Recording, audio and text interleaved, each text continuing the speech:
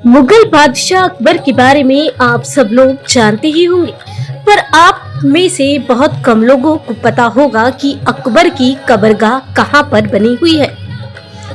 अकबर एक ऐसा शासक था जिसके बारे में हमें बचपन से पढ़ाया जा रहा है और उसके किस्से और कहानियां सुनाई जाती रही हैं। फिर चाहे बीरबल की बुद्धिमानी की बात हो या फिर तानसेन के मल्हार अकबर की दूसरी पत्नी जोधाबाई की बात हो या फिर अकबर द्वारा चलाए गए दीन इलाही की हो।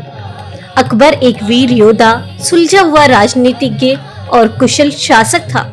यूं ही नहीं, उसे महान होने की उपाधि प्राप्त हुई थी। अपने जीवन काल में ही अकबर ने अपनी मृत्यु की जगह निर्धारित कर रखी थी और जो जगह चुनी वह था सिकंदरा। फतेहपुर सीकरी और आगरा किला घूमने के बाद में आगरा से 10 किलोमीटर की दूरी पर स्थित सिकंदरा की खोज में चल पड़ा था। यह वही स्थान है जहां भारतीय इतिहास के महान शासक और मुगल बादशाह अकबर की कब्रगाह बनी हुई है। यह स्थान कभी बिहिस्ताबाद के नाम से जाना जाता था, जो बाद में सिकंदरा के नाम से मशहूर हुआ। लोधी साम्राज्य के शासक सिकंदरा लोधी के नाम पर इसका नाम सिकंदरा पड़ा। कहने को तो यह लोधी काल का मकबरा है। कोई पुख्ता सबूत न मिलने के कारण इसको एक अनाम मकबरा भी बोला जाता है। जैसा कि मैंने बताया आपको, सिकंदर लोधी पहला दिल्ली का सुल्तान था जिसने अपनी राजधानी आगरा स्थानांतरित की थी। तो मेरे हिसाब से ये सिकंदर लोधी के शासनकाल का मकबरा हो सकता है। दिल्ली के लोधी बगीचे में सिकंदर लोधी का मकबरा है। अति भ्रमित न हो, यह लोधी के काल में बना था। मकबरा एक ऊंचाई पर है जिसको चढ़कर ऊपर पहुंचना होता है। देखने में मुख्य मकबरे की बनावट चौकोर प्रतीत होती है, पर इसके कोने कटे हुए हैं जिससे यह अब अष्टभुजा होता है। बीचों बीच एक होल है और चारों ओर 4 कमरे जो बहुत ही खस्ता हालत में है। 2 कब्रों को भी देखा जा सकता है, जो किसकी है पूर्णतः ज्ञात नहीं है। पास खड़ी एक महिला कर्मी बोली, यह लोधी महल है। इसमें पत्थरों का कम प्रयोग है और ऊपर से मोटा प्लास्टर किया गया है। चूने की पुताई भी हुई है। हो सकता है पुरातत्व विभाग ने इसका जीर्णोद्धार करवाया हो। इसका गुंबद तहस नहस हो चुका है, पर मैं इसको दिल्ली के कुछ गुंबदों से मिलता जुलता कह सकती हूँ। अकबर के मकबरे से पहले आपको एक और छोटे और आकर्षक महल से गुजरना पड़ेगा, जो कांच महल है। 1605 से 1619 तक बने इस महल का प्रयोग जहांगीर अपने शिकारगाह के रूप में करता था और यह एक हरम या कह सकते हैं स्त्रियों के रहने का आवास था। चकोर आकार का यह महल 2 मंजिला इमारत है, जिसके ऊपर और नीचे की मंजिल पर बने कमरे एक समान श्रृंखला में दिखाई देते हैं। ऊपरी भाग पर सामने की ओर 2 जालीदार झरोखे बाहर की ओर है और सामने ही झरोखे दाई और बाई ओर भी हैं। गुंबदी छतों पर नीली, हरी, नारंगी के साथ साथ नीले और पीले रंग की खप्पर कला यानी कि टाइल्स का प्रयोग किया गया है, जो इसको चमकाने में मदद करते हैं और इसी अलंकरण के कारण इसको कांच महल बोलते हैं।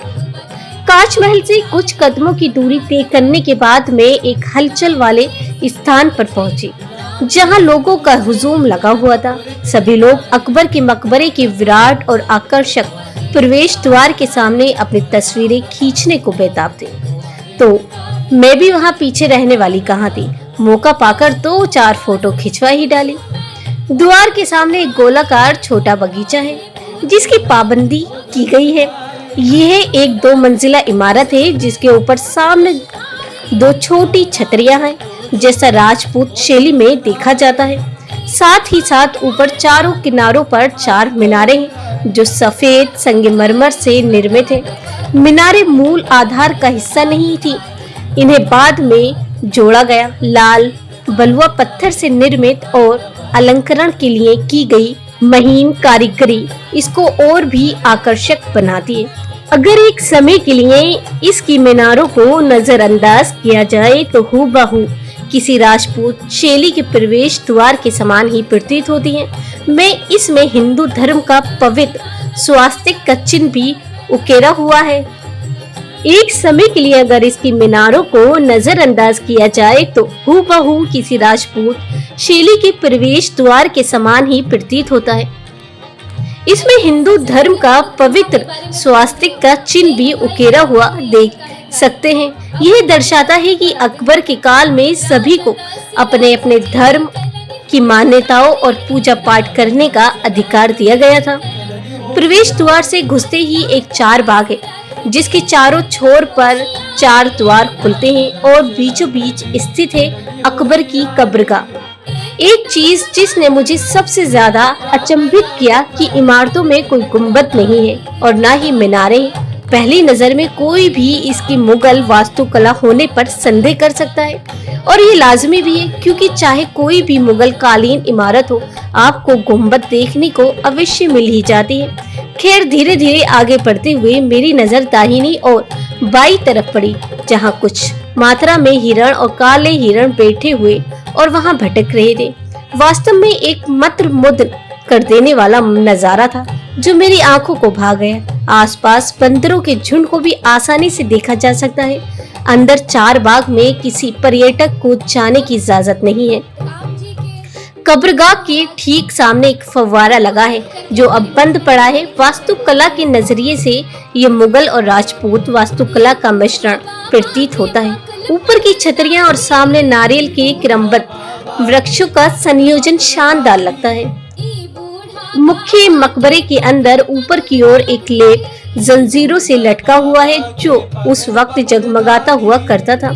वैसे लेप के अलावा आपकी नजर ज्यामितीय आकृतियों के साथ साथ विभिन्न रंगों के संयोजन की ओर जाएगा, जो आपको 1 मिनट का समय लेकर निहारने को विवश कर देगी। मैं सबसे पहले अंदर जाने की सोचा। अंदर जाने के लिए एक ढलान जैसे पथ नीचे तहखाने को ओढ़ जाता है, जो मुझे किसी गुफा से कम नहीं लगा। अंदर बिल्कुल सामान्य तरीके से बीच में अकबर की कब्र है और अंदर एक व्यक्ति अकबर के कसीदे पढ़ रहा होता है। वापस आकर मैंने चारों ओर का भ्रमण करने का निश्चय किया। घूमते हुए मैंने कुछ अन्य कब्रें पाई जो शायद अकबर की बेटियों या बेगमों की रही होंगी। उत्तर दिशा का द्वार पूर्णतः नष्ट हो चुका है और उसके आसपास का हिस्सा वीरान पड़ा है। इधर जाने की अनुमति नहीं है। एक जनाब इधर जाने को बोले तो सुरक्षा कर्मियों ने बोला कि उधर का हिस्सा प्रतिबंधित है। अकबर की मृत्यु और अकबर मकबरे का निर्माण, जैसा कि हम जानते हैं कि अकबर के बाद उसके पुत्र जहांगीर ने मुगल साम्राज्य को संभाला। इतिहास में वर्णित है कि जहांगीर एक टेढ़े दिमाग वाला व्यक्ति था जो अपने पिता अकबर को बहुत परेशान करता है। अकबर उसकी गलतियों पर पर्दा डालने में नहीं हिचकता था, पर 1551 में उसने अकबर को जहर देने की कोशिश की, पर बादशाह बच गया। फिर उसने 1601 में बगावत कर दी। उसका मकसद स्वयं राजा बनने का था। पुत्र के आगे कोई कब तक लड़ता और अनंत अकबर ने जहांगीर को अगला बादशाह घोषित कर दिया। उस दौरान अकबर बूढ़ा हो चला था और पेचिश की परेशानी से जूझ रहा था। सही इलाज न होने के कारण उसकी मृत्यु हो गई। कहा जाता है कि अकबर ने अपने जीवित रहते ही इस स्थान को एक मकबरे के लिए चुना और उसका निर्माण प्रारंभ भी करवा दिया, किंतु उसकी मृत्यु के बाद सारा आगरा और दिल्ली मातम में डूब गया। इसके साथ निर्माण कार्य भी प्रभावित हुआ।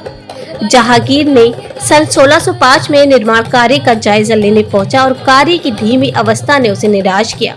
उसने नए कारीगरों को नियुक्त किया और 119 एकड़ में इसका निर्माण अपने हिसाब से करवाया। इसके निर्माण में 5 से 7 वर्ष लगे। अब बात कर लेते हैं टिकट की। भारतीय लोगों के लिए 30 रुपये, सार्क देशों के लिए 35 रुपये और अन्य विदेशी लोगों के लिए 310 रुपये का आपको टिकट मिल जाएगा। अब बात कर लेते हैं कुछ पॉइंट्स पर। सिकंदरा में के अंदर कैमरा ले जाने की इजाजत है और इसके लिए कोई भी शुल्क नहीं देना होता। अगर आप गर्मियों में जा रहे हैं तो पानी की बोतल अवश्य साथ रखें। कृपया मास्क पहने और सामाजिक दूरी का पालन करें। चारबाग के अंदर जाने का प्रयत्न न करें और जानवरों से उचित व्यवहार करें। इमारतों पर कुछ न लिखें और इसको दूषित भी न करें। आपको टिकट के अलावा अन्य कोई अतिरिक्त शुल्क नहीं देना है। कुछ समय बैठकर चारों ओर के शांत वातावरण का आनंद लेना न भूलें। चूंकि ये स्थान आगरा से मात्र 10 किलोमीटर की दूरी पर है, आप एक दिन में आसानी से घूम सकते हैं। जिस चीज ने मुझे सबसे ज्यादा प्रभावित किया वो था वहां के माहौल में एक शांति की अनुभूति। मैं चिड़ियों की आवाज, पत्तों की खनक और हवा की सरसराहट साफ सुन सकती थी। मेरे चारों ओर से घूमकर एक जगह बनी पत्थर की बैठक पर विराजमान हो गई और खुद को शांति के वातावरण में खोने दिया। बहुत ही कम लोग इस स्थान को घूमने की तवज्जो देते हैं क्योंकि ज्यादातर पर्यटक ताजमहल के चकाचौंध में इसको नजरअंदाज करते हैं, पर यह स्थान वाकई में घूमने लायक है और आपको अपनी आगरा यात्रा में इसको जरूर शामिल करना चाहिए। उम्मीद करती हूँ कि यह वीडियो आपको पसंद आया होगा और मैं सभी जरूरी जानकारी देने में भी सक्षम रही होंगी। अगर फिर भी कोई चीज छूट गई हो या आप अपना विचार बताना चाहते हो तो नीचे कमेंट बॉक्स में जरूर बताएं। हम खुद को और सुधारने का संपूर्ण प्रयत्न करने में तत्पर हैं। तो आपको ये वीडियो कैसी लगी ये भी हमें जरूर बताएं। धन्यवाद। जय हिंद, जय भारत।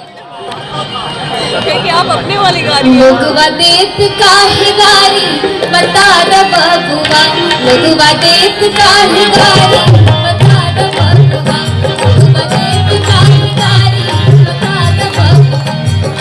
राम जी से